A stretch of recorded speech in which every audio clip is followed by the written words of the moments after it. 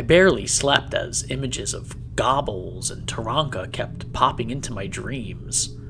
I needed to calm down and focus on the task at hand. Remain part of the crew and stop the female Earthling from touching anyone when we reached Terra.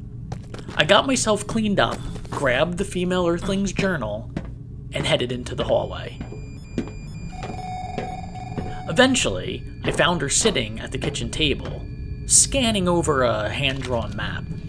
I gave myself a hard pinch on the arm, in hopes of keeping myself sharp. It helped a little. The female Earthling kept her eyes pinned to the map as she spoke.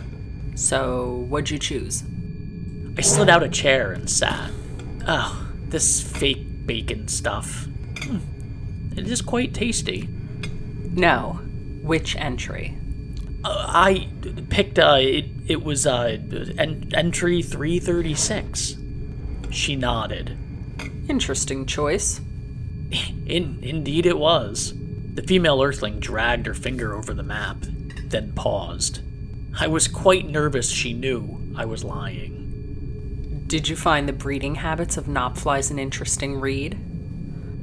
Yeah, very much so, I lied. Very interesting. I took a chance lying to her, but the words came out before I could stop them. She tapped her finger on the table. Rusty seems to think you'd be a logical addition to our crew. I did my best to appear surprised. Oh, really? Oh, how very nice of him to say. So, you agree? I think I could do it. You think? I know. You know little. I know my mission. She looked up from the map. Getting to Earth is not the mission. Do you understand? I do not. The female Earthling pushed herself out from the table and stood over me. It's not an option. Do you presently own Earth? Again, I spoke before thinking. And what if we were followed? Do you think the Taranka would fit in on Earth? What about Kilroy? I suppose I never thought of that.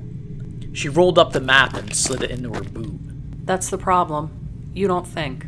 She swiped the journal from my hands and headed toward the doorway. I'm sorry, but you're just not cut out for this. But...